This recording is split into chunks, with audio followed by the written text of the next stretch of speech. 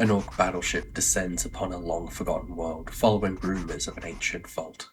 The Orks find the vault and blast their way inside. They find nothing but useless artifacts and tokens. One of the Orks believes he knows the true purpose of these items. After watching these ancient recordings, he becomes inspired.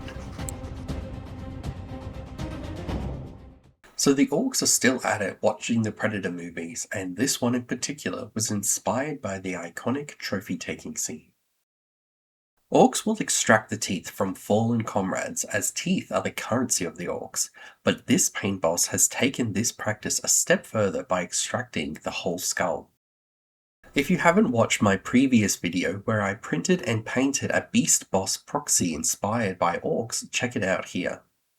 I love the dynamic pose of this model, and while clearly a Predator-inspired orc, I love how the pose takes it a step further by referencing an iconic scene from the franchise. I printed this on a Bamboo Labs P2S with matte white filament. I used a 0.08mm layer height with a 0.2mm nozzle to try and achieve the highest quality possible. There are only a few parts to this model, with the main body, the scenic base, the arms, skull, and a few cables. I used auto-generated tree supports, and on screen I have the total print time and material used. I will also include the settings used for the supports. I have made some small adjustments from the base 0.08 profile to make the supports easier to remove, and this combined with the matte filament, I have found supports very easy to remove and very minimal scarring on the model. I am still experimenting with painting styles, and I'm once again trying out the slap chop method for this model. So I started by priming with Chaos Black Spray Primer and then give it a dry brush with Corax White. I'm not sure I have the right kinds of speed paints to maximize this method, but I do love how this first step brings out all the details. I then go over the loincloth and medical bag with white scar to give a nice clean white for this medical orc, which I will of course dirty up later. I then go over the leather parts in Steel Legion drab. This includes all the straps and the belts and also the wrappings on the legs. In my previous video, I had used Dark Oath Flesh contrast but wasn't getting the color I wanted, so I switched to using this method and intend to go over this later with a brown wash to give it more depth. I am still experimenting with orc skin tones, but I definitely do like the more yellow tones of how GW is painting their new orcs. I used Gut Ripper Flesh contrast for this, and after a few thin coats, it does come out quite nice, but I still need to go back over the recesses in a darker green.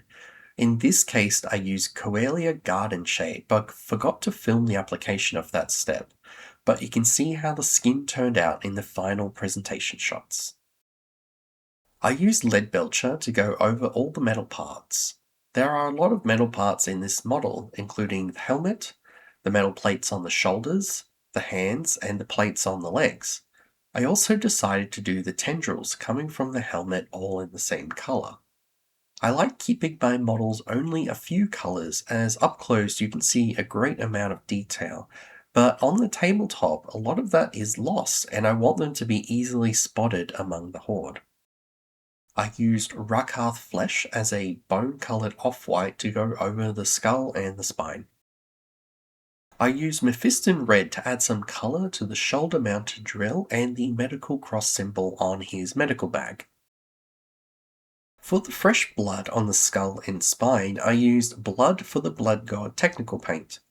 I dabbed that on in a few places, trying not to go overboard as I wanted it to look like the skull was in the process of being cleaned. I used Agrax Earthshade to go over all the leather bits to give them some more depth, and also a light wash over the loincloth and the medical bag to dirty them up a bit.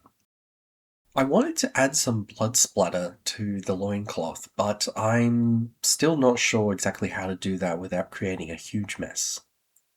After that, I went over all the metal parts with Nuln Oil to give them some more depth, especially with all the crevices with the helmet and the tendrils.